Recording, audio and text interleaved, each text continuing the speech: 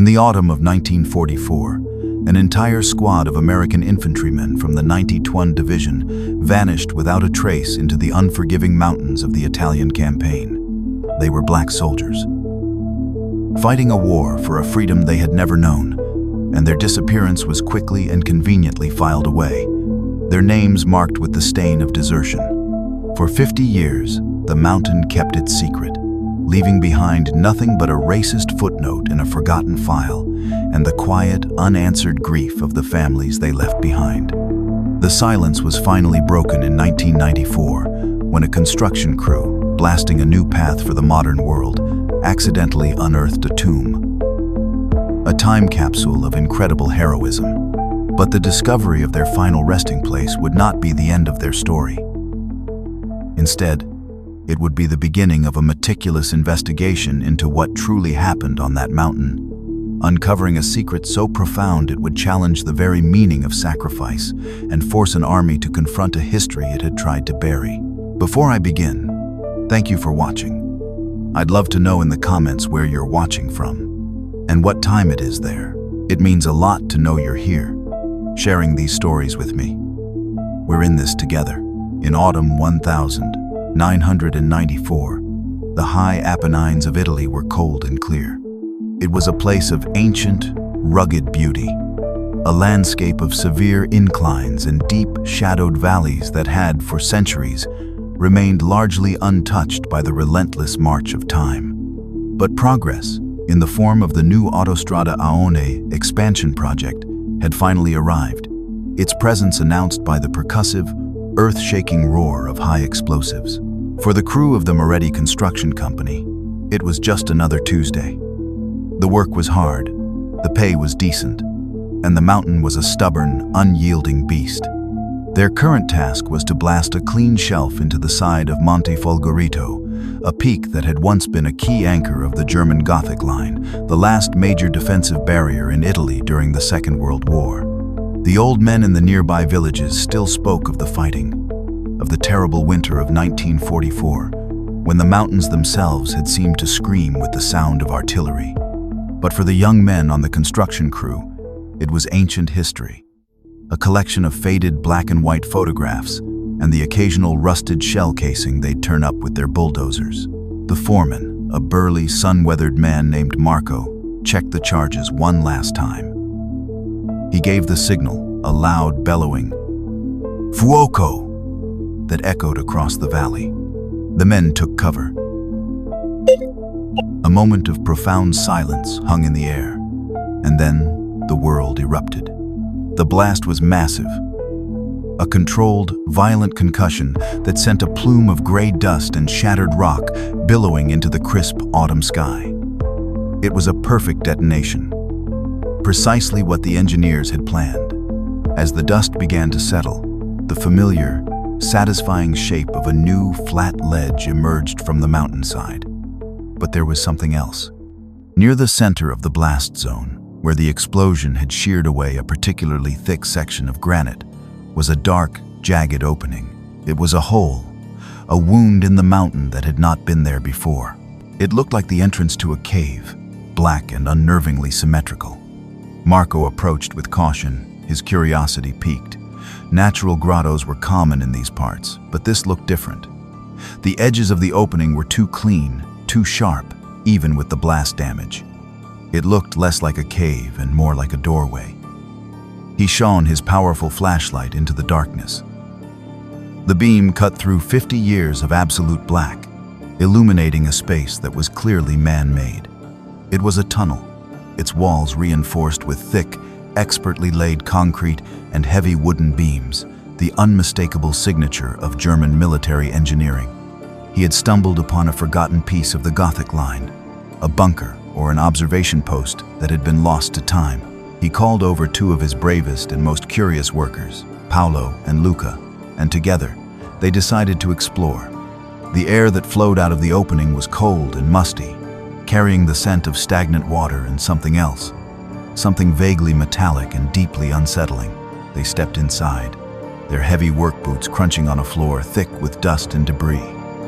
The tunnel was larger than it looked from the outside, extending deep into the heart of the mountain. Their flashlight beams danced across the walls, revealing a scene of profound and eerie stillness. This was no empty bunker.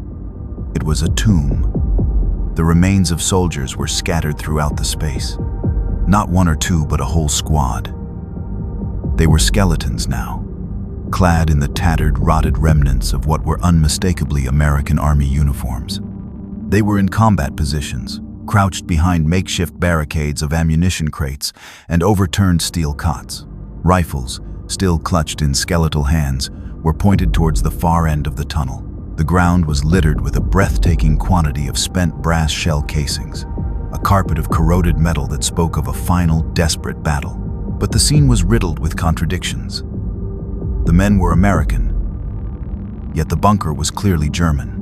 They were positioned as if defending against an attack from deeper within the mountain, yet the entrance the construction crew had just blasted open was clearly not the original one.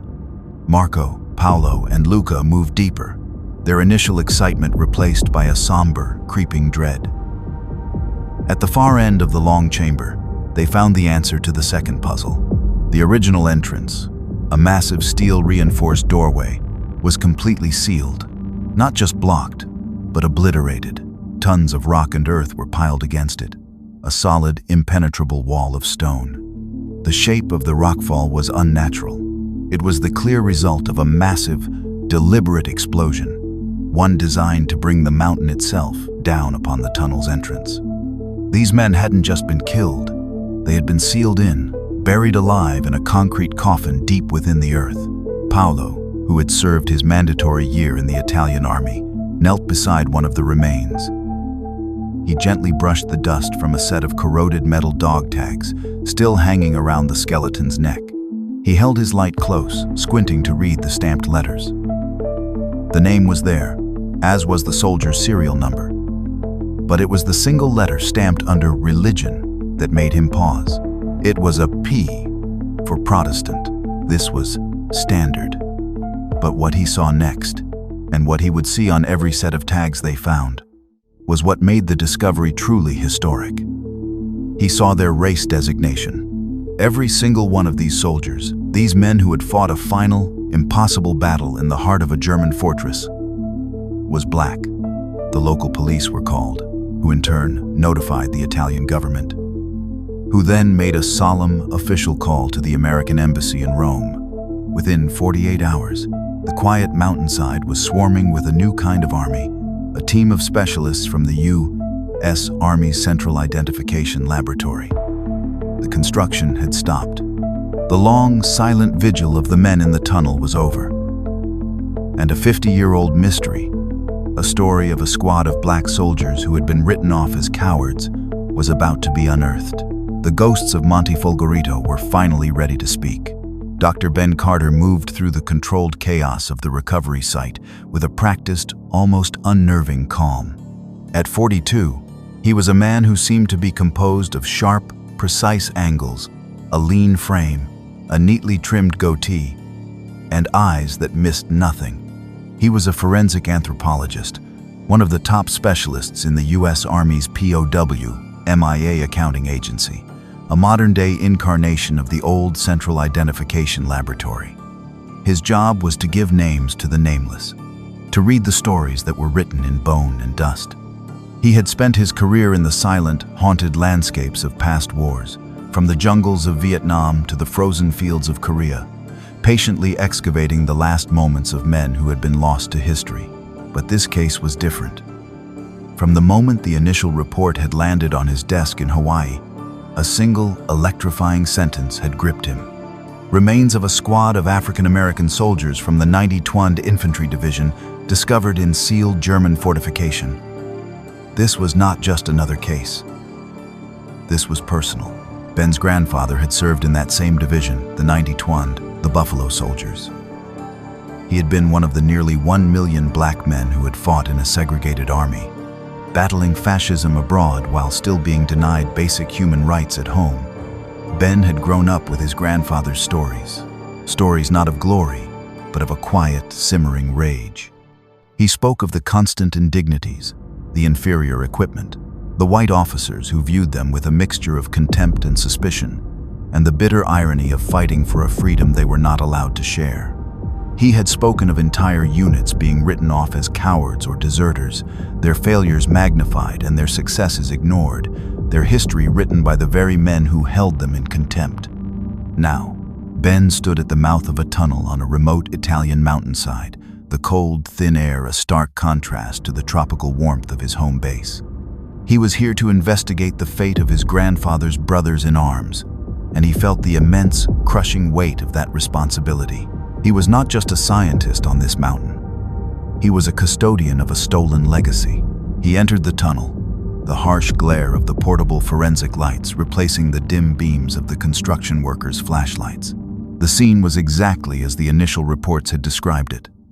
A tableau of desperate, final violence, frozen for half a century.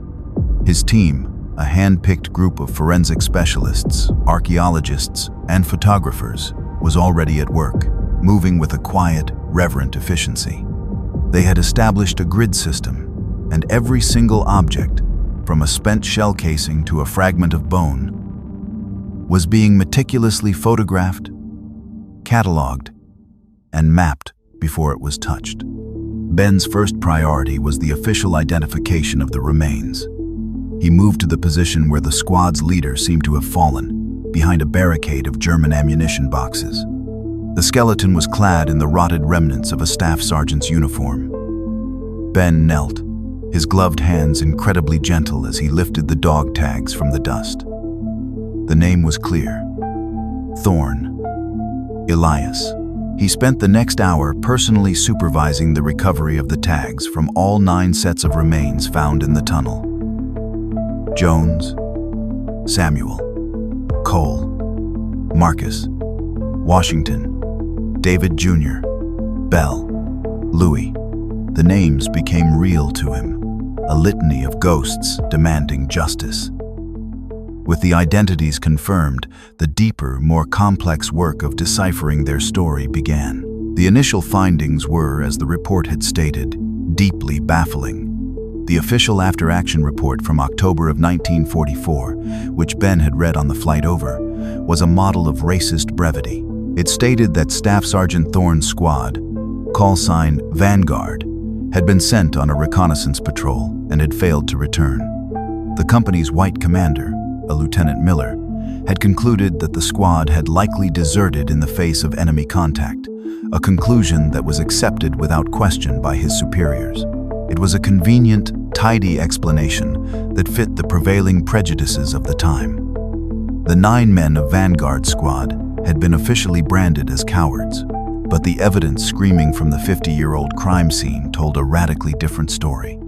Ben's ballistics expert gave him the preliminary report, his voice filled with a sense of awe.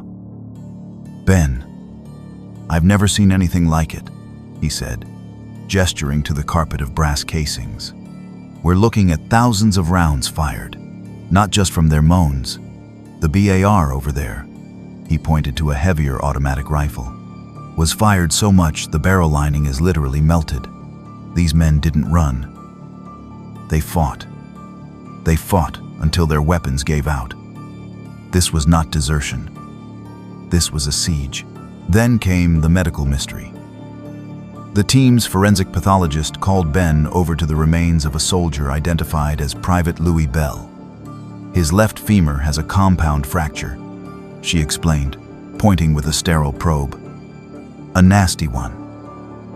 But look at this." She indicated the area around the break. "We found remnants of sulfa powder, and these," she held up a pair of tweezers containing a few rotted fibers, "are from a field dressing. He was treated." But that's not the strange part. She led him to a small, corroded metal tin they had found near the squad's medic. "This is a standard U.S. Army medical kit. But the morphine syrettes we found near Private Bell, the ones that were used on him, the markings are German. We also found several German-issue field dressings used on 2 other soldiers." Ben stared at the evidence, a cold knot tightening in his stomach. The contradictions were piling up into an impossible mountain of questions. A squad of black soldiers, accused of desertion, are found in a German bunker they clearly defended to the last man. They fought a battle of unimaginable intensity, but against whom? And why were they being treated with medical supplies belonging to the enemy? The official story was not just wrong. It was a deliberate, malicious lie. These men were not deserters. They were heroes. But their heroism was wrapped in a mystery that was deeper and darker than the tunnel in which they had been buried. Ben stood in the center of the silent tomb, surrounded by the ghosts of Vanguard Squad. He made a quiet, solemn promise to them and to the memory of his grandfather. He would find the truth. He would clear their names. He would make the world know what happened on this mountain. October 1944. The rain in the Apennine Mountains was a cold, miserable, and constant presence. It was a rain that seemed to fall with a personal malice, turning the steep, rocky slopes into treacherous rivers of mud and chilling a man to the very marrow of his bones.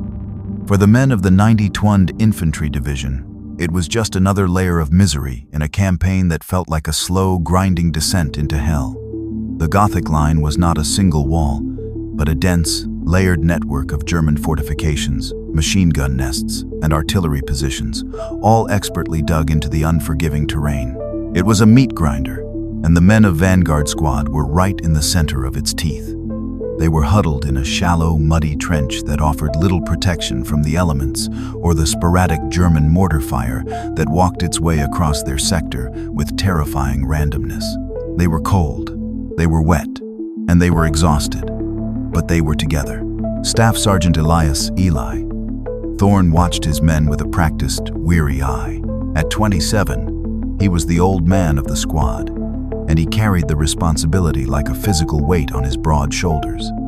He was a quiet, thoughtful man from Harlem, his words chosen with the same care a mason chooses stones for a foundation. He had a way of looking at a man and seeing not just the soldier, but the life he had left behind, the fears he kept hidden, and the strength he didn't know he possessed. Right now, he was watching Private Louis Country Bell, the squad's youngest member, shiver uncontrollably.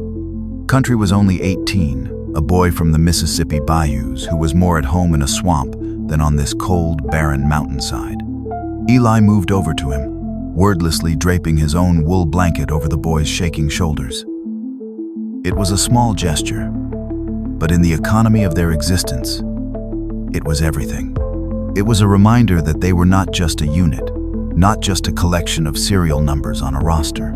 They were a family, forged in the crucible of combat and bound by a shared experience that no one outside their small circle could ever possibly understand. The rest of the squad was a microcosm of Black America, a collection of men from every corner of the country, each with his own story, his own dreams, his own anger. Corporal Samuel, preacher, Jones, the medic, was methodically cleaning his rifle, his large, gentle hands moving with a surgeon's grace.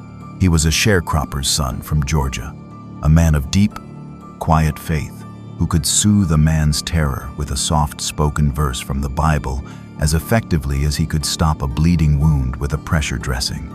Then there was Private First Class Marcus Chicago Cole, the BAR gunner, who was sharpening his trench knife with a furious, rhythmic energy. Chicago was all nervous energy and cynical rage, a jazz trumpeter from the South Side who saw the world as one long, sour note. He was the first to voice the bitter irony of their situation. "We're out here, dying in this damn mud," he'd growl to anyone who would listen. "So some cracker back home can have the freedom to call me a nigger. Ain't that a hell of a thing?" His anger was a shield, but Eli knew that beneath it lay a fierce, almost suicidal bravery and a loyalty to the squad that was absolute. And then there was Private First Class David Booker Washington Jr., the quiet, scholarly rifleman from Philadelphia. He was huddled under a makeshift shelter of canvas and branches, writing in a small, leather-bound journal with a pencil stub. Booker was the squad's memory, its conscience. He was meticulously documenting their journey, not just the battles and the marches, but the quiet moments, the jokes, the arguments, the constant, grinding racism that was as much a part of their daily lives as the German 88s. It was this racism that defined their existence within the larger American army. They were seen as second-class soldiers, given inferior equipment, and stationed in the most dangerous, least supported sectors of the front. Their successes were ignored, their failures amplified and used as proof of their supposed inferiority. This reality was embodied by their company commander, First Lieutenant Miller. He was a young, arrogant officer from Alabama, a man whose belief in the racial hierarchy was as deeply ingrained as his military training. He never missed an opportunity to demean them, to remind them of their place. He referred to them as his boys, with a sneer that dripped with condescension. He assigned them to the most grueling, thankless tasks, digging latrines, hauling ammunition, burying the dead while the white squads were held in reserve for the real fighting. He refused to learn their names, referring to them only by their last names, or, more often, by a generic, dismissive "you." Cold fury that was almost as intense as their hatred for the Germans on the other side of the valley. The immediate source of their misery was a German observation post, a concrete bunker dug high into the peak of Monte Folgorito. It was invisible from below, but it had a perfect, commanding view of the entire American sector. From this perch, the German artillery spotters could direct fire with pinpoint, deadly accuracy. Any attempt to advance was met with a devastating barrage of shells that sent men and equipment flying. The battalion was pinned down, bleeding men and morale with every passing hour. The white squads had already tried to take the post twice, and both times they had been cut to pieces on the exposed slopes long before they got anywhere close. The mission was deemed impossible, suicidal. It was into this atmosphere of failure and frustration that Lieutenant Miller strode, his boots slipping in the mud as he approached Eli's position. He didn't look at the men. He looked at Eli as if he were a piece of equipment he was about to use. "Thorn," he said, his voice sharp and devoid of any warmth. "I've got a job for your boys." Eli stood up, his face a neutral mask that betrayed none of the contempt he felt. He knew, with a cold, sinking certainty, what was coming. Miller gestured vaguely towards the peak of Monte Folgorito, its summit shrouded in rain and mist. "The old man is screaming about that OP. Someone's got to shut it down." He paused, a cruel smirk playing on his lips. "The white boys couldn't handle it. Maybe you boys have got something to prove." It wasn't a request. It wasn't even an order. It was a death sentence, delivered with a casual, racist indifference that was more infuriating than any open slur. He was sending them to die, expecting them to fail, so he could write in his report that even his best-colored troops were no match for the task. Eli looked from the arrogant, hateful face of his lieutenant to the tired, muddy faces of his men. He saw the fear in their eyes, but he also saw the defiance. He saw the same cold fury that was burning in his own gut. And in that moment, he made a decision. He would not let this man, or this army, be the ones to write their story. Back in the cold, brightly lit tunnel of 1994, the initial shock of the discovery had subsided, replaced by the methodical, almost monastic rhythm of forensic investigation. Dr. Ben Carter felt like he was conducting an orchestra of ghosts, each specialist on his team playing their part to bring a silent 50-year-old story back to life. The first few days were dedicated to the slow, painstaking process of mapping and recovery. Every bone, every button, every corroded scrap of metal was treated like a sacred relic. The remains of the 9 soldiers were carefully removed, placed in specially constructed containers, and prepared for transport back to the agency's main laboratory in Hawaii, where a more detailed analysis would be conducted. But Ben knew that the answers to the central mysteries of the case lay here, in the dirt and debris of the tunnel itself. The story was not just in the bones of the men, but in the space where they had made their final, impossible stand. The first major breakthrough came from the ballistics team. They had collected thousands of shell casings, and after days of cleaning and analysis, they had created a comprehensive map of the firefight. The results were stunning. It was a 360-degree battle. The team leader, a seasoned army sergeant, explained to Ben, his voice filled with a mixture of professional excitement and somber respect.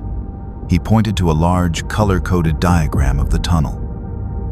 The vast majority of the American rounds were fired from these barricaded positions. He indicated the area where the bodies had been found, out towards the main entrance. He traced a thick red arrow on the map. They were clearly holding off a sustained assault from that direction. But that's not all. He then pointed to a smaller but still significant cluster of casings near the back of the tunnel, where the construction crew had blasted their way in. They were firing in this direction too. Not as much, but it's clear they were taking fire from both ends. They were caught in a vice. This confirmed that the construction blast had indeed destroyed a secondary, rear entrance to the bunker. Vanguard's squad had been fighting a battle on two fronts, trapped in a deadly crossfire. But this revelation only deepened the primary mystery. Who were they fighting? And more importantly, who had sealed the main entrance, entombing them? The geology team provided a partial answer to the second question. After a careful analysis of the rockfall at the main entrance, they concluded that it had been caused by a massive, deliberate, high-explosive detonation placed outside the tunnel. This wasn't a natural avalanche, Ben, the lead geologist, a civilian contractor from the University of Bologna, stated unequivocally. The blast patterns are clear. Someone intentionally brought the mountain down on that door. They weren't just trying to kill the men inside. They were trying to erase the entire site from existence. The investigation was painting a grim, terrifying picture. Vanguard's squad had been trapped in a battle against an unknown enemy, who had then systematically buried them alive. It was a war crime, but the most perplexing clues were still the small, intimate ones. The team's quartermaster specialist had been tasked with cataloging every piece of equipment found in the tunnel. His report landed on Ben's desk like a logic bomb. "We've got a serious discrepancy in the rations," the specialist wrote. "Based on the number of empty K-ration tins we've recovered, there was only enough food to sustain 9 men for approximately 2, maybe 3 days at most." Ben cross-referenced this with the preliminary report from the forensic pathologist, Dr. Aris Thorne, who had examined the remains of Private Bell, had noted that the healing process in his fractured femur, a process known as callus formation, indicated that he had lived for at least a week, possibly longer, after sustaining the injury. The conclusion was inescapable. The men of Vanguard Squad had survived in this tunnel for a week or more. But if they only had enough of their own food for 3 days, how had they survived the rest of the time? The answer, it seemed, lay with the other perplexing discovery: the German medical supplies. Ben had the team re-examine every single non-American item found in the tunnel. The list was short but profoundly significant. There were the used German morphine syrettes. There were the German field dressings. And then, a new discovery. Tucked away in a corner, under a pile of rotted sandbags, the team found a small cache of German food tins. They were unopened. Canned meat and hardtack biscuits, standard Wehrmacht issue.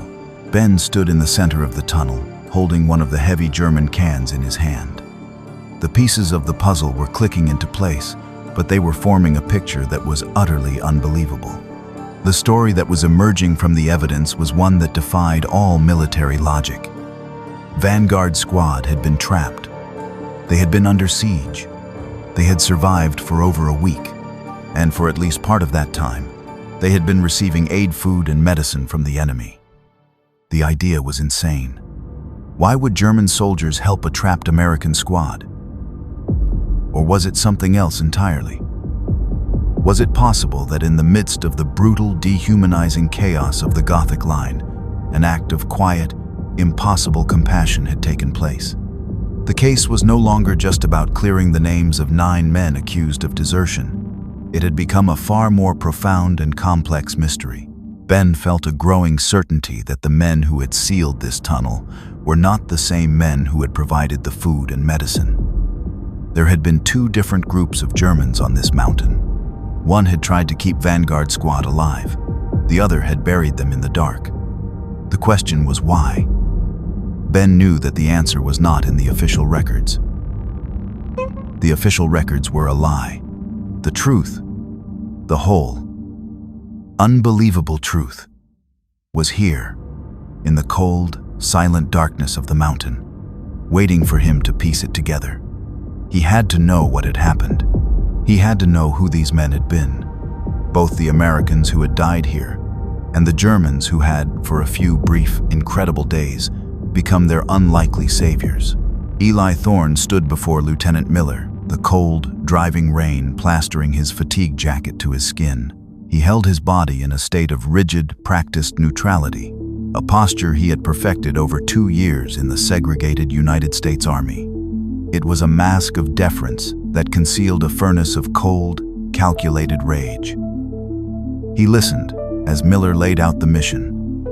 The lieutenant's words, casual, dismissive, as if he were ordering men to dig a new latrine trench rather than sending them on a suicidal assault against an impregnable fortress.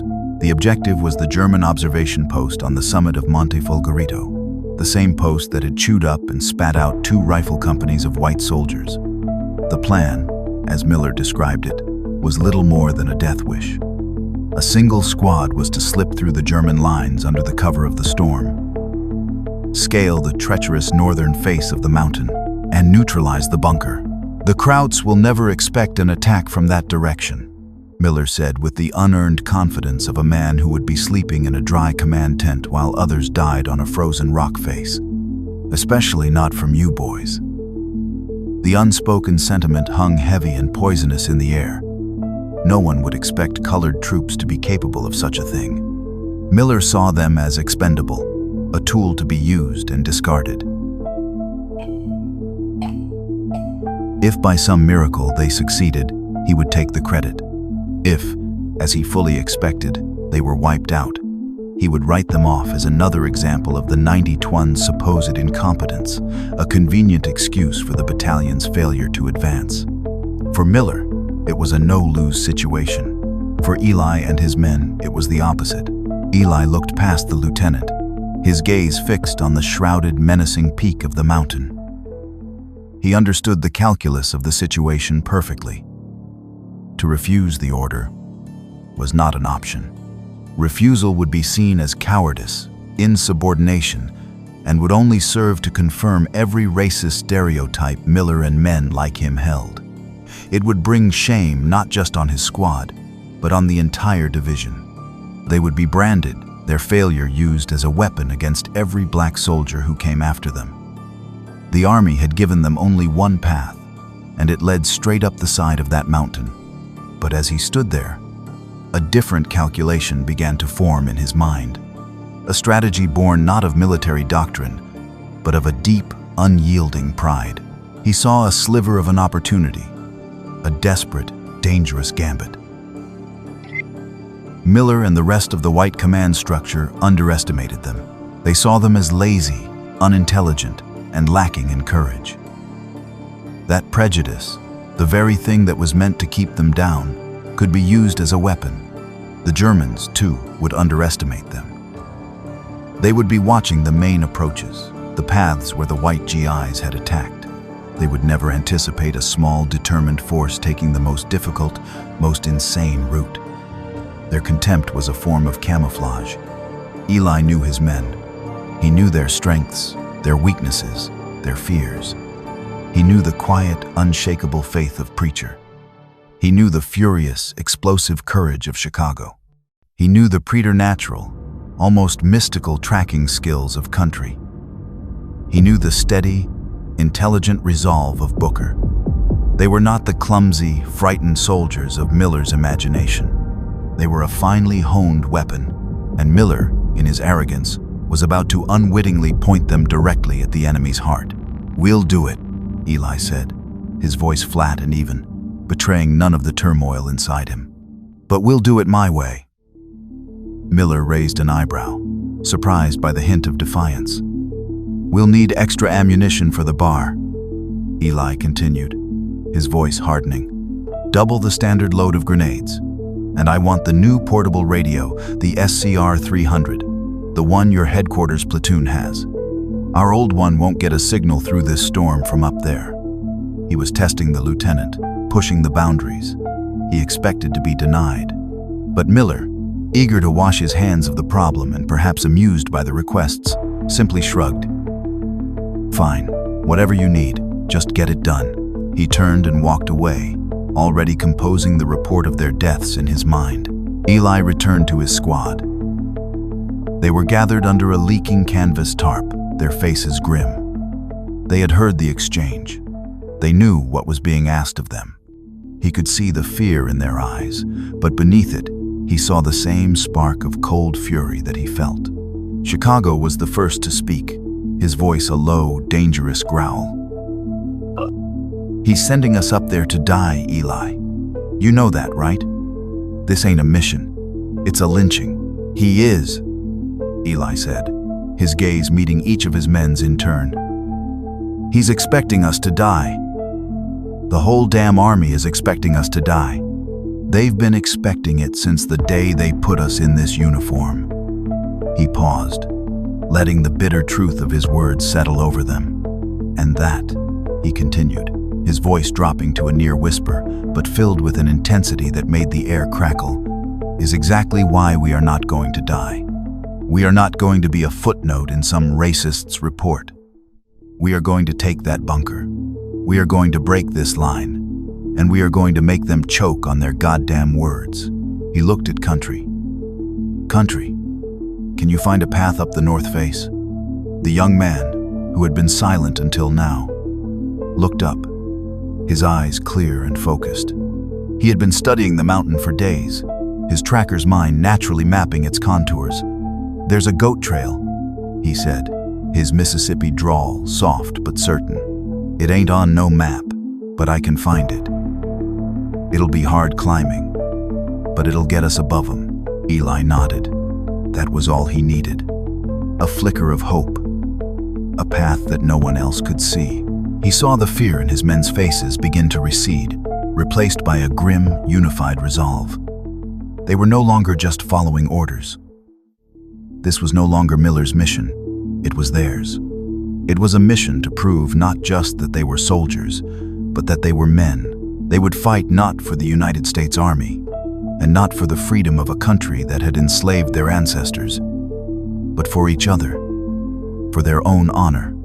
As they began to gather their gear, checking their weapons and distributing the extra ammunition, the rain seemed to fall a little harder. The wind seemed to blow a little colder. The mountain waited for them, a silent, indifferent god of stone and ice. But the men of Vanguard Squad were no longer afraid. They were filled with a terrible and righteous purpose.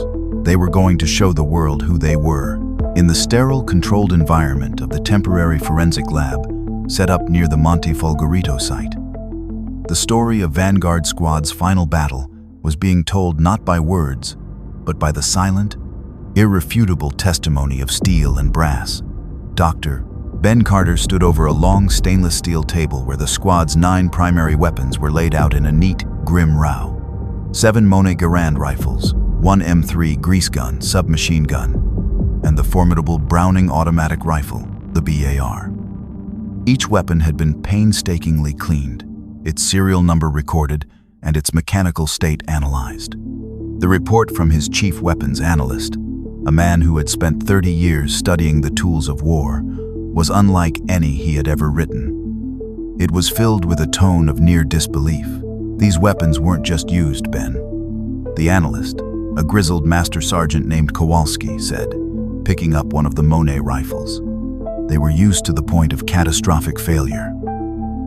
Look at this." He pointed to the rifle's barrel. "The rifling is almost completely worn away. The heat from continuous rapid firing has warped the steel. This rifle is, for all intents and purposes, a smoothbore musket now. It would have been wildly inaccurate in its final hours." He moved down the line, pointing out similar damage on the other Garands. "It's the same story with all of them. These men were firing constantly, without a break, for a very, very long time. They weren't taking potshots. They were laying down a wall of suppressive fire. But it was the BAR that told the most incredible story. The Browning automatic rifle was the squad's heavy firepower, a 30-pound beast capable of firing up to 600 rounds per minute. It was the weapon that would have been used to break up enemy assaults, to hold the line against overwhelming numbers. The BAR that had belonged to Private First Class Marcus Chicago Cole was, in Kowalski's professional opinion, a metallurgical miracle. "I've never seen anything like it," he said, shaking his head in awe. "The barrel is not just warped, it's partially melted and fused to the receiver. The firing mechanism is shattered. He fired this weapon until it literally tore itself apart in his hands. We found over 2,000 spent .36 casings that match the firing pin signature from this gun alone." 2,000. That's not a firefight, Ben. That's a full-blown siege. The evidence from the weapons transformed the team's understanding of what had happened in the tunnel. Vanguard Squad had not been the victims of a simple ambush. They had not been passively waiting for their fate. They had been the defenders of a fortress.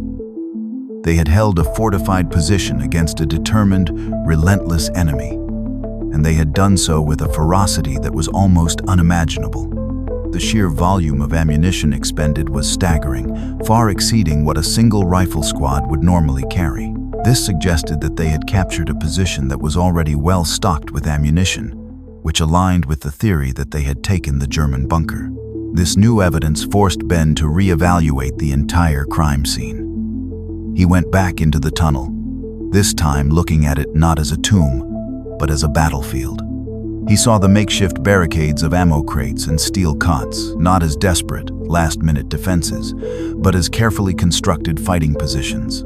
He noted the clear fields of fire they had established, the way they had positioned their weapons to create interlocking zones of death. This was the work of disciplined, professional soldiers, led by a commander who knew exactly what he was doing. Staff Sergeant Eli Thorne had turned this German bunker into a highly effective American strongpoint. The team's demolition expert provided another crucial piece of the puzzle. He had been analyzing the residue from the massive explosion that had sealed the main entrance. The explosive charge was German, he stated definitively, probably a bundle of their potato masher stick grenades, wired together with some TNT. But here's the interesting thing. Based on the blast pattern and the way the rock sheared off, the charge was placed with expert precision. It wasn't just thrown against the door. It was wedged into a specific fissure in the rock face above the entrance, a spot that would guarantee a maximum rock slide. Whoever did this knew exactly what they were doing. They were engineers, or at least highly trained pioneers. This was a critical clue. It suggested that the enemy Vanguard Squad had been fighting was not a disorganized group of infantrymen. They were dealing with a well-equipped, technically proficient force. But the question remained, who were they? And why go to such extreme lengths not just to kill the squad, but to completely entomb them, to hide the very evidence of the battle itself? An idea began to form in Ben's mind, a dark and disturbing theory. In the chaotic final years of the war, as the German army began to crumble, the most brutal, ideologically committed units were often sent to plug the gaps in the line. These were the fanatics, the true believers, the men who would commit any atrocity to keep the war going. Ben put in an urgent request to the Army's Historical Records Division. He wanted to know which German units were operating in the Monte Folgorito sector in October of 1944. He knew it was a long shot.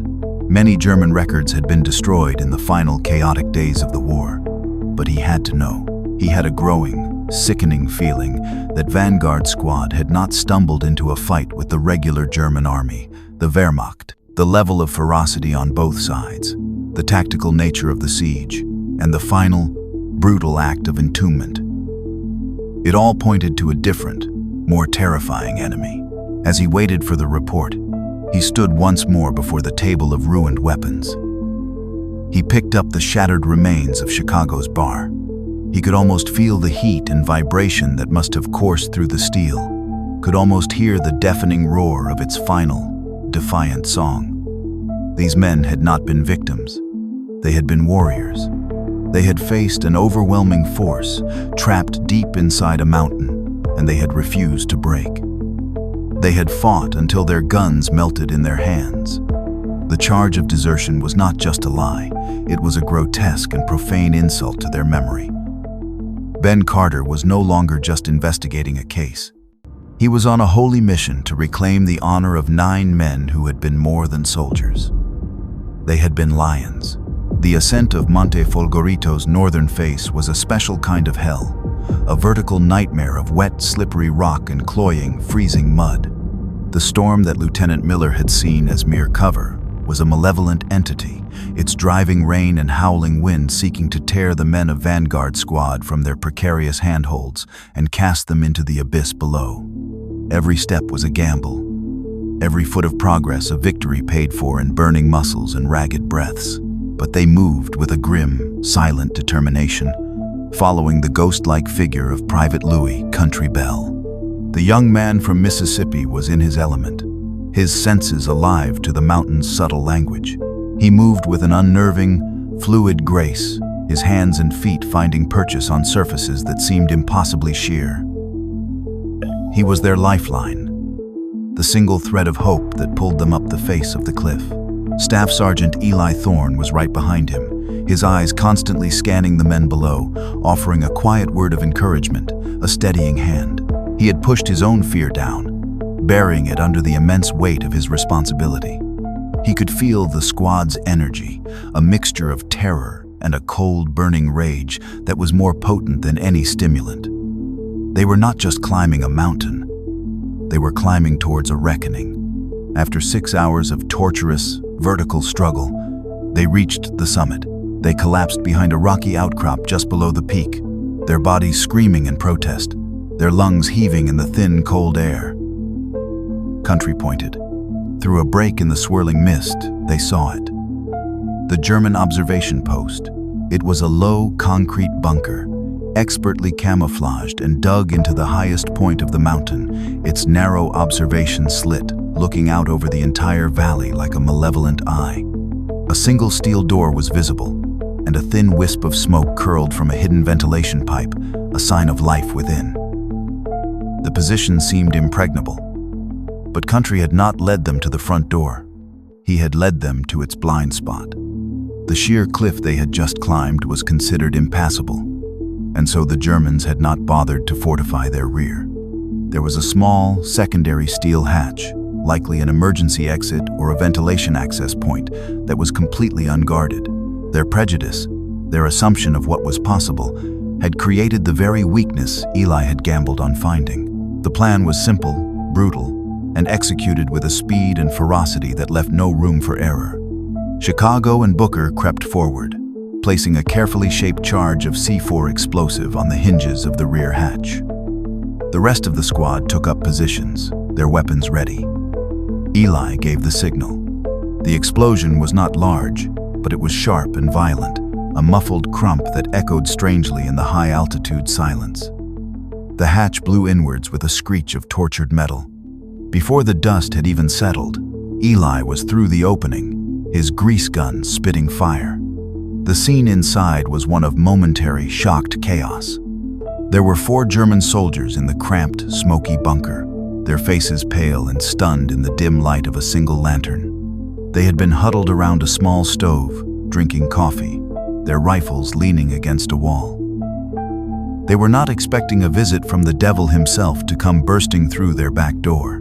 The fight was over in less than 10 seconds. It was a brutal, close-quarters affair. A maelstrom of muzzle flashes and deafening noise in the confined space. When it was over, 2 of the Germans were dead. A third was severely wounded, clutching a bloody wound in his side. The fourth, a young, terrified-looking boy who couldn't have been older than 17, had his hands raised in surrender. His face, a mask of pure terror. Eli's men poured into the bunker, securing the position, their adrenaline-fueled movements sharp and precise. Preacher immediately went to work on the wounded German, his medic's instincts overriding any sense of enmity. As the ringing in their ears subsided, they took stock of their prize. The bunker was a treasure trove. It was a major communications hub with powerful radios and observation equipment. It was also heavily stocked with ammunition, medical supplies, and rations. They had not just neutralized the post. They had captured a fully supplied fortress. Eli got on the radio, using the powerful German equipment to contact Lieutenant Miller. He kept his voice calm and professional, reporting their success with a brevity that belied the sheer impossibility of what they had just accomplished. "Vanguard to command," he said. "Objective secured. I repeat, objective is secured." The silence on the other end of the line was long and heavy. Eli could almost picture Miller's face, his shock and disbelief warring with his deep-seated prejudice. Finally, the lieutenant's voice crackled back, tight and strained. "Confirm your position, Vanguard." "We are in the objective, sir," Eli replied. "4 enemy KIA, 2 prisoners. The post is ours." Another pause. "Understood, Vanguard. Hold your position. Reinforcements will be arranged." The hesitation in his voice was unmistakable. He had never expected them to succeed. He had no plan for this contingency. For the men of Vanguard Squad, huddled in the captured German bunker, it was a moment of pure, unadulterated triumph. They had done the impossible. They had proven him, and the entire world, wrong. They had looked into the face of death and spat in its eye. Chicago let out a loud, whooping laugh, a sound of pure, joyous release that echoed in the concrete confines of the bunker. They had done it. They had won. But as they looked out of the observation slit at the storm-tossed valley below, a new, more ominous sound began to fill the air. It was a low, distant rumble, a sound that was not thunder. It was the sound of 1,000 tons of steel being fired in their direction. The German army, enraged by the loss of their critical post, was about to unleash the full fury of its artillery on the summit of Monte Folgorito. Their victory had just turned into a trap. The German response was not a battle. It was an annihilation. It was the focused, indiscriminate fury of an entire corps of artillery directed at a single defiant point on a map.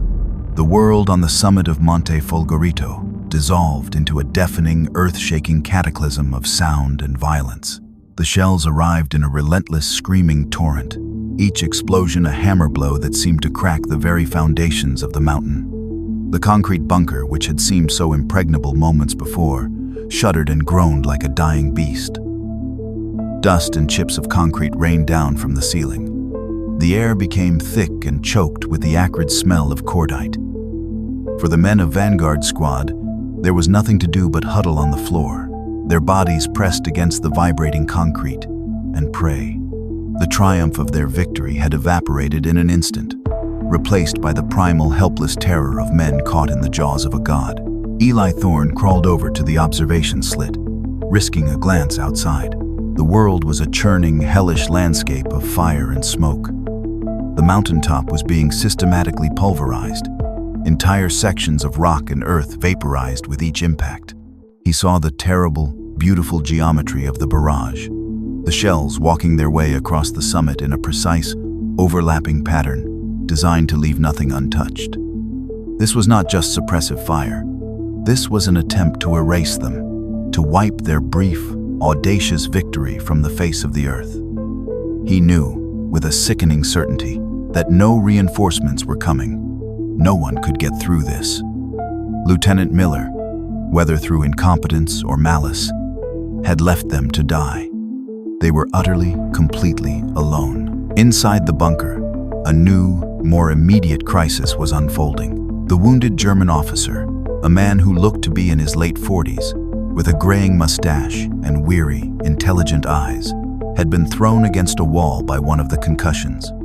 The makeshift bandage Preacher had applied to his side had been torn away, and he was bleeding profusely. Preacher, ignoring the chaos around him, was trying to stem the flow, his face a mask of intense concentration. The young German medic, the boy who had surrendered, was frozen in terror, his eyes wide and unseeing. Then came the explosion that changed everything. It was a shell that landed not on the bunker itself, but on the steep, unstable rock face just above the main entrance. It was a random, lucky shot, but its effect was catastrophic. There was a deep, groaning roar, a sound more powerful and terrifying than any artillery shell. It was the sound of the mountain itself giving way. The men inside felt a massive, lurching tremor, as if the entire peak were collapsing in on itself. A tidal wave of rock, earth, and snow, dislodged by the explosion, thundered down the slope and slammed into the entrance of the bunker with the force of a tectonic plate. The heavy steel door buckled inwards with a scream of tortured metal. The entire entranceway collapsed, and tons of debris poured into the tunnel, sealing it completely. The barrage outside continued for another 10 minutes, but the men inside barely noticed. They were plunged into absolute, suffocating darkness and a silence that was even more terrifying than the noise. The world outside had vanished. They were buried alive. The first sound to break the silence was a single, choked sob from the young German medic. It was a sound of pure, hopeless despair. Then, Eli's voice cut through the darkness, calm, steady, and filled with an authority that defied the abyss they had been plunged into. "Sound off! Everyone, sound off now!" One by one, the voices came back, shaky and strained, but alive. "Preacher, here. Chicago, I'm okay. Booker, here. Country, I'm good, Sarge." They were all alive, bruised, battered, and half-deafened, but alive. Eli found his flashlight, its powerful beam cutting a solitary, hopeful path through the blackness. The scene it revealed was one of utter devastation. The front third of the bunker was completely filled with a solid wall of rock and rubble. The main entrance was gone, replaced by a tombstone of granite. They were sealed in. Chicago was the first to grasp the full, horrifying finality of their situation. He scrambled over the debris, his hands scrabbling at the rocks, his voice rising in a panic-fueled shout. "We're buried! The bastards buried us! Enough!" Eli's voice was a whip crack. He grabbed Chicago by the shoulder, forcing the frantic soldier to look at him. "Panicking is not going to get us out of here. We are soldiers. We are going to act like it." He shone his light on the faces of his men, one by one. He saw their terror, but he also saw a flicker of their earlier defiance returning. They were looking to him, their anchor in the storm. He then turned the light to their prisoners. The young medic was still sobbing quietly. The wounded officer, however, was looking at Eli, his expression a mixture of pain and a strange, weary respect. He spoke, his voice a strained whisper, in heavily accented but clear English. "He is right. Panic is a luxury we cannot afford." Eli knelt beside the German officer. Preacher had managed to redress the wound, but it was clear the man was in a bad way. "What's your name?" Eli asked, his tone professional, not hostile. "I am Hauptmann Klaus Richter," the officer replied. "And this," he gestured to the young medic, "is Private Hannes Schmidt." In the flickering beam of a single flashlight, deep within the heart of a mountain, an unspoken truce began to form. The neat, brutal lines of the war, American versus German, victor versus prisoner, had been erased by the tons of rock that had sealed them off from the world. They were no longer soldiers on opposing sides.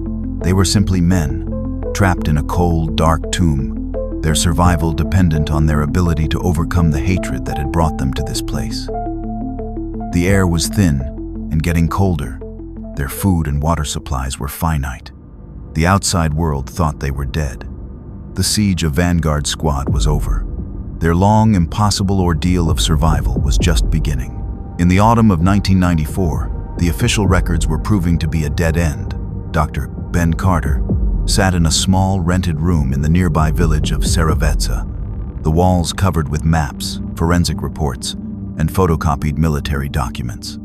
He had spent 2 weeks chasing the paper trail of Vanguard Squad, and it had led him in circles. The American archives had nothing more than the original, dismissive report filed by Lieutenant Miller. The German records, as he had feared, were incomplete. The Wehrmacht units that had been stationed on the Gothic line had been decimated in the final months of the war, their records burned or lost in the chaos of retreat. There was no official mention of a prolonged siege at Monte Folgorito, no report of a captured American squad, nothing to explain the incredible battle that had clearly taken place in that tunnel. The official history was a blank page. Frustrated and hitting a wall of bureaucratic silence, Ben decided to pursue a different, more unconventional line of inquiry. He knew that history was not just written in official documents. It was also carried in the memories of the people who had lived it. The area around Monte Folgorito had been a hotbed of activity for the Italian partisans, the resistance fighters who had waged a guerrilla war against the German occupiers. If anyone knew the secrets of that mountain, it would be them. The problem was that 50 years had passed. Most of the partisans were gone now, their stories buried with them. But Ben was persistent.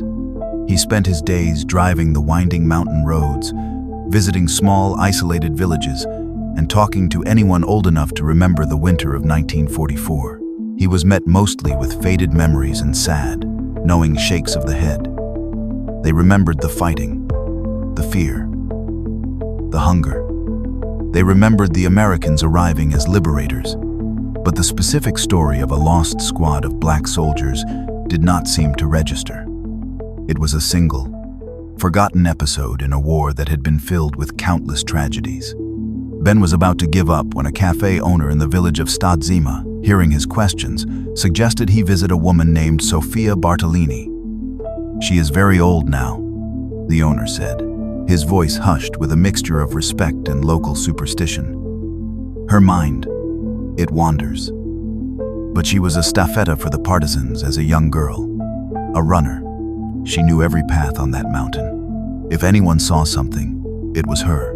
Ben found Sofia Bartolini living in a small, ancient stone house at the very top of the village, a place that seemed to be clinging to the mountainside by sheer force of will. She was a tiny, bird-like woman, her face a beautiful, intricate map of wrinkles, her eyes a startlingly clear and intelligent blue. She was well into her 80s, but she carried herself with a quiet, unshakable dignity.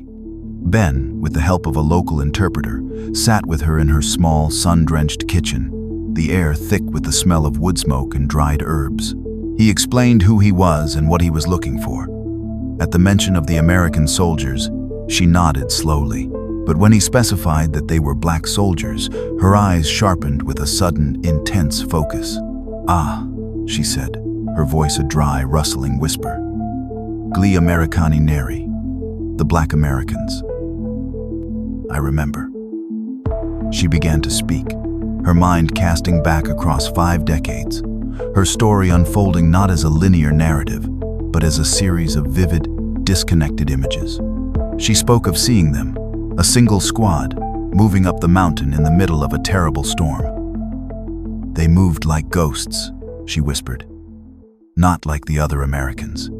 They moved like they were part of the mountain." She remembered the sound of the battle for the summit, the brief, intense firefight, and then the massive artillery barrage that followed. And she remembered the silence after the barrage, the silence that had told the whole valley that the men on the peak were dead. But then her story took a strange, dark turn. "They were not fighting the regular soldiers at the end," she said, her voice dropping, her eyes clouding over with a 50-year-old fear. Ben leaned forward, his heart pounding. This was it. This was the missing piece. "Who were they fighting, Signora?" he asked gently. "They were not Wehrmacht," she said, the name of the regular German army spoken with a familiar contempt. "These were different men. They arrived a few days after the big battle. They were not old men or young boys, like the others. They were hard, cold. They wore black uniforms, even in the snow." She paused, and when she spoke again, the word came out like a curse. "And they had the skull on their collars. The Totenkopf, the skull, the death's head insignia. Ben felt a chill run down his spine that had nothing to do with the cool mountain air. The Totenkopf was the symbol of the SS, Heinrich Himmler's fanatical, ideologically driven paramilitary force. Specifically, it was used by some of the most ruthless and brutal units in the entire German military, units responsible for some of the worst atrocities of the war. The SS? Ben asked, needing to be certain. Sophia nodded, her eyes dark with the memory. See. The SS. They were mountain troops, Gebirgsjäger. But SS, they were animals. They hunted us, the partisans. They showed no mercy. They came to the mountain, and they began to go up, towards the bunker where the Black Americans had vanished. She told him how the partisans had watched from a distance as the SS unit laid siege to the sealed bunker.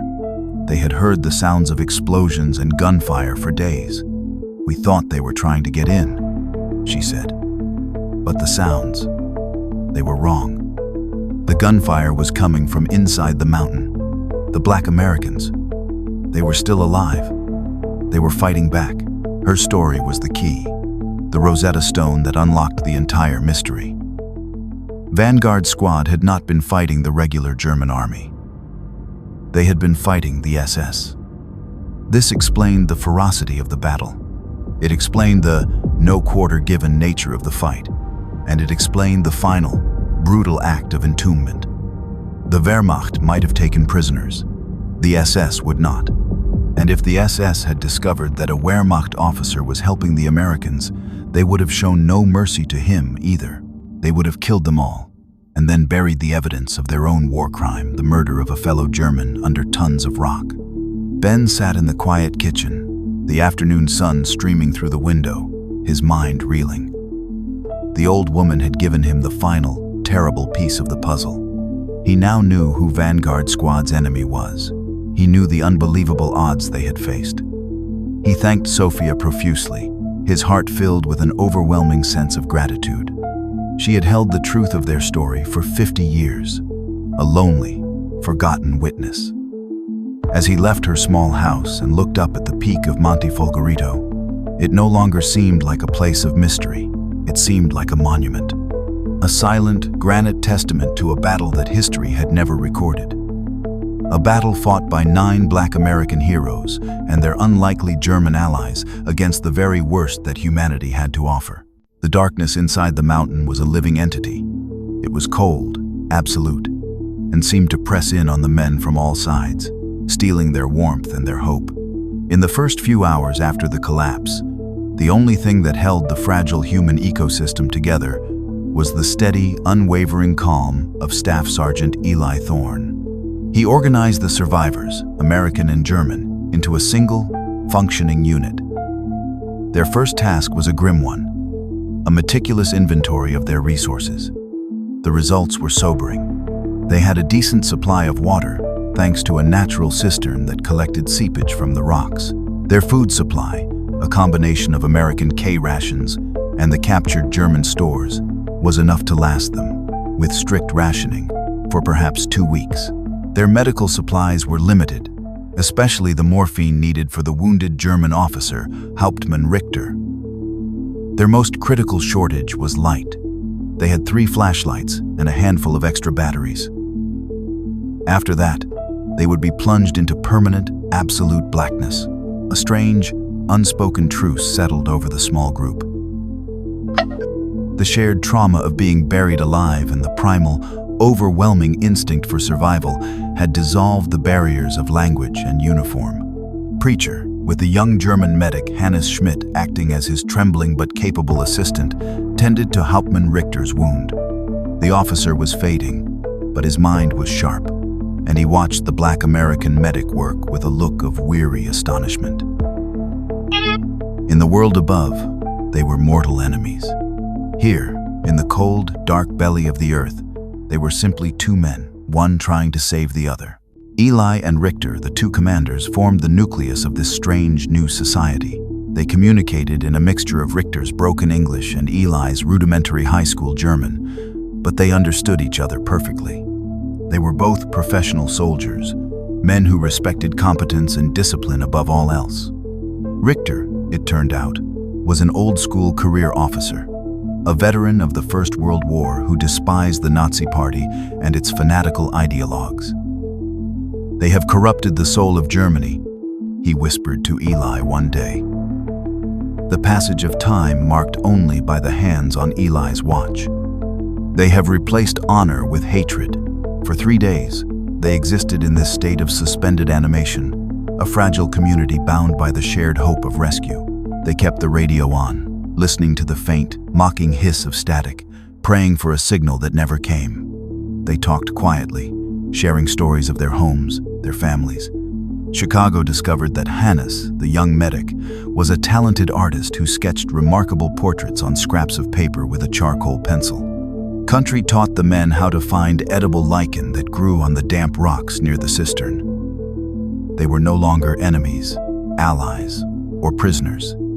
They were survivors. On the 4th day, their fragile peace was shattered. It began with a sound, a faint rhythmic tapping coming from the direction of the collapsed main entrance. At first, they thought it was the sound of rescue, and a wave of joyous, desperate hope swept through the tunnel.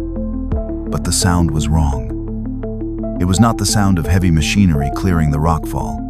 It was the sound of picks and shovels, the sound of a deliberate, methodical attempt to break in. Eli and Richter exchanged a look of cold, dawning horror. It was not rescuers who had found them. It was the enemy. They soon learned who that enemy was. A voice, amplified by a megaphone, echoed through the rock from outside. It was in German, sharp, arrogant, and filled with menace. Richter's face went pale. SS, he breathed, the word a venomous curse. Gebirgsjäger, mountain troops. The voice demanded their immediate and unconditional surrender. It promised them nothing. Richter, his voice weak but filled with a sudden iron resolve, crawled to the rubble-choked entrance. "I am Hauptmann Klaus Richter of the Wehrmacht," he shouted back. "I am in command here. Identify yourselves." The reply came back, laced with a mocking cruelty. "There is no Wehrmacht here, old man. Only the Reich. You are harboring the enemy. That is treason. The penalty for treason is death. For you, and for the American animals with you, the choice was made for them. There would be no surrender. The SS would not take prisoners. They would execute them all."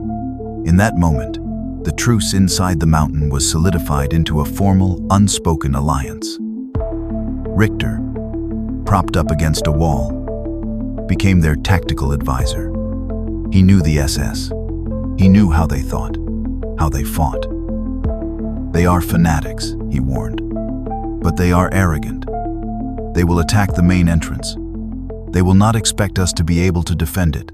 Eli organized the defense. He and his men, with the help of Hannes, began to fortify their position.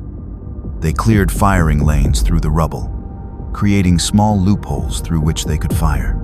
They positioned Chicago's BAR at the key choke point. They were no longer just trying to survive. They were preparing for a battle. The SS began their assault. They used explosives to blast away at the rockfall, slowly, painstakingly creating a breach. Each time they created a small opening, Eli's men would meet them with a furious, disciplined volley of fire, driving them back. The siege began in earnest. For days, the tunnel was filled with the deafening roar of battle. The SS would attack, and Vanguard Squad would repulse them. The air grew thick with the smell of gunpowder and the dust of shattered rock. They fought in near-total darkness, their muzzle flashes the only light, a series of strobing, violent tableaus of defiance. Preacher and Hannes worked tirelessly, tending to the wounded. Chicago's BAR became the hammer of their defense, its relentless, thundering roar the anthem of their resistance. Richter, growing weaker by the hour, continued to offer advice, his mind a sharp, clear weapon even as his body failed him. He and Eli had formed a bond of mutual respect that transcended the madness of the world above. They were two commanders from two different worlds, fighting a single, final battle together. They held the line. They held back an entire company of elite SS mountain troops. They were 9 Black Americans and 2 Germans, buried in the heart of a mountain, making their last stand for an honor that no army could bestow and no enemy could take away. The discovery of the German SS connection had provided the who and the why of the siege, but the intimate human story of what had happened inside the tunnel remained locked in silence. Dr. Ben Carter knew that the bones and the ballistics could only tell him so much. They could describe the battle, but they could not describe the courage. They could prove the lie of desertion, but they could not articulate the truth of the sacrifice. He needed a voice. He needed a witness. He found it in the last place he expected, preserved by a combination of sheer luck and a young soldier's meticulous care. The team was conducting its final sweep of the recovery site. They were in the area where the remains of Private First Class David Booker Washington Jr. had been found. Booker, Ben remembered from the files, was the quiet, intellectual one, the former university student. He had been found slumped against the far wall of the tunnel, near the secondary exit, a rifle across his lap. He seemed to have been the one guarding their rear. As a technician carefully sifted through the decomposed material of Booker's field pack, his fingers brushed against something that was not canvas or leather. It was hard and rectangular. Carefully, he cleared away the debris. It was a small, oilskin pouch, the kind used to keep maps and documents dry. It was remarkably well preserved, its waterproof material having protected its contents from the 50 years of damp and decay. Inside the pouch was a single object, a small leather-bound journal. The cover was warped and stained, but the book was intact. On the first page, in neat, elegant cursive, was the name, David Washington Jr., PFC, 92nd Infantry Division. A wave of electric excitement, the kind that only comes with a once-in-a-lifetime discovery, washed over the entire team. This was it. This was the witness. This was the voice they had been searching for. The journal was Booker's. It was the final testament of Vanguard Squad. The journal was immediately declared a top priority artifact. It was too fragile to be opened in the field. Ben personally placed it in a climate-controlled, shock-proof container and hand-carried it on the military transport flight back to the agency's main laboratory in Hawaii. There, it was handed over to the lab's top document restoration specialist, a woman renowned for her almost magical ability to coax secrets from the most fragile and damaged of historical texts. For 2 weeks, the journal underwent a painstaking process of restoration. The pages were slowly and carefully humidified to make them pliable. Each leaf was separated, cleaned of 50 years of grime, and then photographed in high resolution under special lighting to enhance the faded ink. Ben waited with an almost unbearable sense of anticipation. He felt a profound connection to the young man who had written the words in that book. Booker Washington Jr. had been the same age as Ben's own son. He had been a scholar, a thinker, a man who had been thrust into the brutal, mindless violence of war and had tried to make sense of it, to record it, to bear witness. This journal was not just a piece of evidence. It was a sacred text, a record of a forgotten chapter of history that had been deliberately and maliciously torn from the books. Finally, the day came. The lead conservator called him into the lab. The preserved pages of the journal were laid out under protective glass, the words of Booker Washington Jr., clear and legible for the first time in half a century. Ben began to read, and the world of 1994 faded away. He was transported back to the cold, dark tunnel, to the final, harrowing days of Vanguard Squad. The journal began as Ben expected, with descriptions of the brutal fighting on the Gothic line, the rain, the mud, and the casual, grinding racism of their daily lives. Booker's writing was clear, intelligent, and filled with a poignant, understated anger. Then came the entry for the day they took the bunker. Booker described the terrifying climb, the violent, chaotic firefight, and the moment of pure, unadulterated triumph when they realized they had succeeded. He wrote of their short-lived victory, and then the terror of the artillery barrage and the horror of being buried alive. He chronicled the first few days in the darkness, the rationing of food, the formation of the strange, unlikely truce with the 2 German prisoners, Hauptmann Richter and the young medic, Hannes. He wrote with a scholar's eye for detail, describing the quiet conversations, the shared stories, the slow, dawning realization that the men they had been trained to see as inhuman monsters were, in fact, just men, as tired and as frightened as they were. And then came the entry that described the arrival of the SS. The tone of the journal shifted, the neat cursive becoming more frantic, more urgent. He described the arrogant, menacing voice on the megaphone, the demand for surrender, and Hauptmann Richter's defiant reply. He wrote of the moment they all realized that surrender was not an option, that the SS would murder them all. And he described the incredible, unbelievable decision that was made in that moment. He wrote of the pact, the formal alliance made between Staff Sergeant Eli Thorn and Hauptmann Klaus Richter. The German officer, disgusted by the fanaticism of the SS and bound by a soldier's honor to the men who had spared his life, had officially pledged his allegiance and that of his young medic to Eli's command. They would fight together. Ben stared at the words, his mind struggling to comprehend the magnitude of what he was reading. This was not just a story of survival. It was a story of a rebellion against the very idea of the war itself.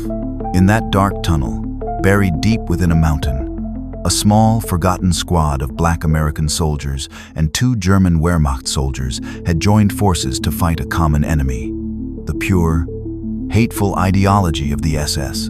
It was an act of treason. It was an act of profound and unbelievable heroism. The journal was not just a witness. It was the gospel of a lost cause, the story of a battle that had been fought not for a country or a flag, but for the shared, fragile, and indomitable humanity of the men who were trapped in the dark. Ben turned to the final pages, his hands trembling slightly. He knew he was about to read the end of the story. He was about to witness their last stand. The final pages of Private First Class David Booker Washington Jr.'s journal were not a neat chronological account. They were a frantic, desperate, and yet beautifully lucid chronicle of the end of the world. The ink was smudged, the handwriting shaky, a testament to the fact that he was writing in near total darkness during the brief, terrifying lulls in a battle that had become their entire existence. Major Ben Carter read the words, and the sterile quiet of the laboratory was filled with the deafening roar of a 50-year-old fight. October 28, 1944. Day 6, in the dark. Or is it 7? The watch has stopped. Time is measured now only by the attacks. The SS are like wolves. They attack, we drive them back, and then there is silence. A silence that is worse than the noise, because we know they are out there, planning their next move. Hauptmann Richter says they will not stop. It is a matter of honor for them now. We have humiliated them. A squad of Negroes and 2 traitors holding off an entire company of their elite. They cannot allow that to stand. We are all so tired. The kind of tired that goes deeper than bone. But no one complains. No one speaks of surrender. That word does not exist in this tunnel. We fight. We eat. We tend to the wounded. We wait. That is all there is. Chicago is a machine. His BAR is the only thing that keeps them from overwhelming us. The sound of it. It is a terrible, beautiful song of defiance. He has named it Bessie after some singer he loves. He talks to it, coaxes it. When it jams, he curses it and then fixes it with a gentleness that is almost shocking. It is his whole world now. Hauptmann Richter is dying. We all know it. Preacher and Hannes do everything they can, but the infection has taken hold. He is in constant pain, but he does not show it. His mind is still a weapon. He lies on a cot near the barricade, listening to the sounds of the SS assaults, and he gives Eli advice. They are using shaped charges now, he whispered this morning after a particularly violent blast. They are trying to breach the left wall. Reinforce it. He is a good man, a man of honor. Yesterday, he made Eli lean in close. He gave Eli his home address in Germany. He made him promise that if any of us survived, we would find his wife and tell her that he did not die for the Führer. He died a soldier, fighting with honorable men. October 29. The end is near. We are almost out of ammunition. Chicago has maybe 2 belts left for Bessie. The rest of us have a handful of clips each. The food is gone. We ate the last of the hardtack this morning. The SS know we are weakening. Their attacks are more brazen, more confident. They got close today. A grenade came through one of the loopholes. Country was hit. He is gone. Preacher held him as he died. He was just a boy. He was just a boy from Mississippi who wanted to go home. We all wept. Even Chicago. Even me. We wrapped him in a blanket. He is the first of us to fall. He will not be the last. Later. Eli and Hauptmann Richter have made a decision. There is only one path left. We cannot hold the tunnel, but we will not give it to them. This observation post is too important. If the SS take it, they can direct artillery that will slaughter the entire battalion, the same battalion that left us here to die. The irony is not lost on me. We are going to die to save the men who see us as less than human. The plan is a simple one. It is the last page in our book. We have a large cache of captured German explosives. TNT. Satchel charges. Enough to bring this whole mountain down. We are going to rig the entire tunnel. We are going to wait for the SS to make their final assault. We are going to let them get inside. And then we are going to blow the charges. We will die. They will die. And the tunnel will be sealed forever. It is not a victory, but it is not a defeat. It is an ending. An ending we have chosen. Hannes will not be with us.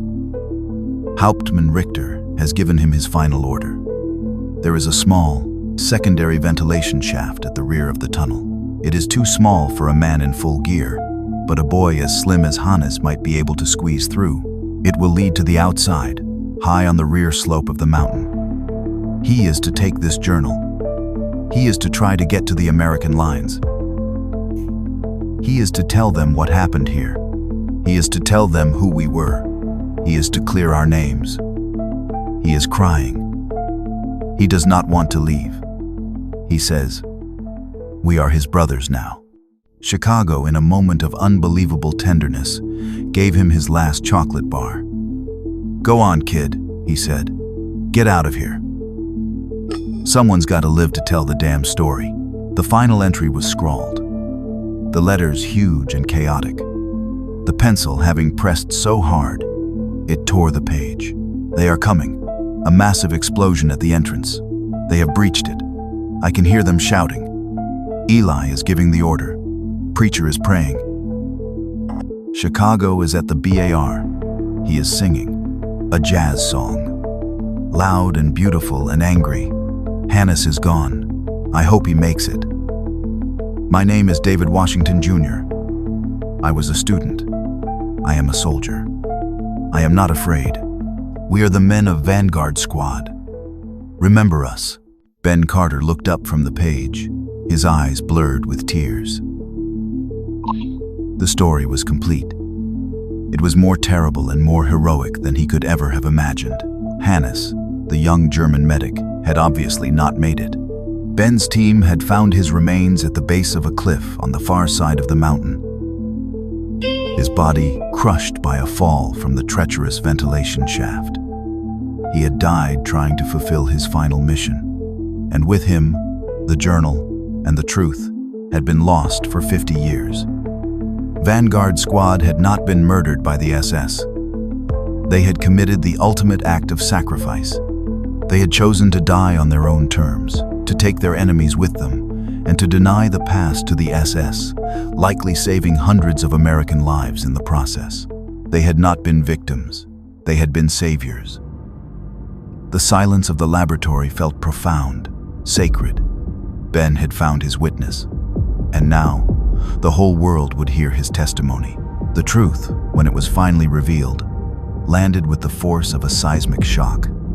The story of Vanguard Squad, meticulously reconstructed by Dr. Adivin, Ben Carter and his team, and backed by the irrefutable, heartbreaking testimony of Private Booker Washington Jr.'s journal, was a story that the United States Army could not ignore.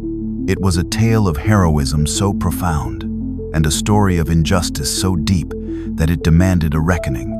The initial dismissive report branding the men as deserters was not just corrected, it was expunged, burned from the official record as the malicious lie it had always been. In its place, a new history was written, one of honor, courage, and a sacrifice that transcended the lines of nation and race. The process was slow, but for the first time in 50 years, the gears of military bureaucracy turned in the service of justice. Ben Carter's final report was a masterpiece of forensic science and narrative power. It recommended that every member of Vanguard Squad, including Staff Sergeant Eli Thorne, be posthumously awarded the Medal of Honor, the nation's highest award for valor. It also made the unprecedented recommendation that Hauptmann Klaus Richter of the German Wehrmacht be recognized for his extraordinary actions, a testament to the fact that honor is not bound by a uniform. The remains of the 9 men of Vanguard Squad began their final journey home. They were flown from Italy to Dover Air Force Base in Delaware, their 9 individual caskets draped in the American flag. There was no family left to greet most of them. 50 years is a lifetime, and the parents, the wives, the sweethearts were almost all gone. The brothers and sisters were old now. The nieces and nephews had never known their uncles.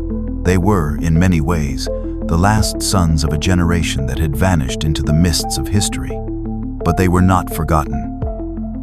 Their story had been picked up by the national news, and it had captured the heart of the country. It was a story that was both a painful reminder of America's deeply racist past and a powerful, inspiring example of its highest ideals. They were buried at Arlington National Cemetery, on a green, quiet hill overlooking the nation's capital. The ceremony was attended by the highest-ranking officials in the U.S. military, including the chairman of the Joint Chiefs of Staff, who was himself a black man, a beneficiary of the doors these men had helped to force open. A full honor guard fired a rifle salute, the sharp crack of the moans echoing the sounds of their final battle.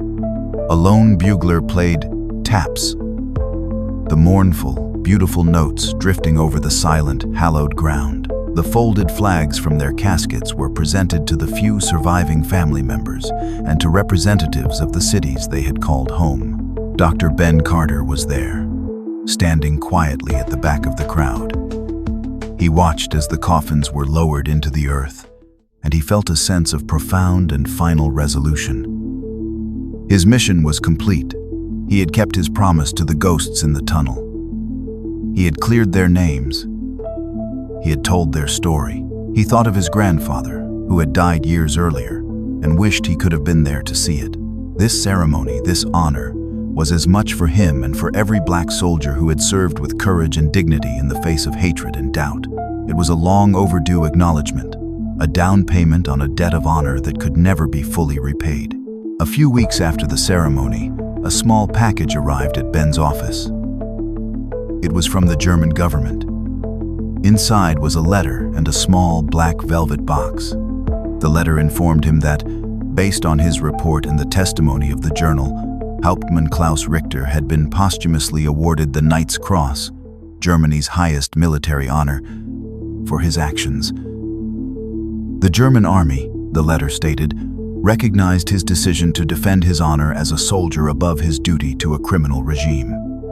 Inside the box was the medal. Ben looked at the stark iron cross, a symbol that had once represented so much hatred and violence. But now, for him, it represented something else. It represented the idea that even in the darkest of times, a man could choose to be decent. A man could choose to be honorable. Ben Carter kept the medal on his desk, next to a framed photograph of the 9 men of Vanguard Squad, a picture taken in a training camp before they had shipped out, their faces young, hopeful, and proud. He would often look at it, at the faces of Eli, Preacher, Chicago, Booker, Country, and the others. Their story was a permanent part of him now. It was a reminder that history is not a simple, settled thing. It is a living, breathing entity, full of secrets and ghosts, waiting for those who are willing to listen. The men of Vanguard Squad had been buried in silence for 50 years, but their legacy was now secure. Their story was no longer one of vanishing, but of a valor that would echo for eternity. They were a testament to the fact that true heroism is not about the flag you fight for, but the honor you fight with, and the brothers you refuse to leave behind, even in the cold, unforgiving darkness of the mountain.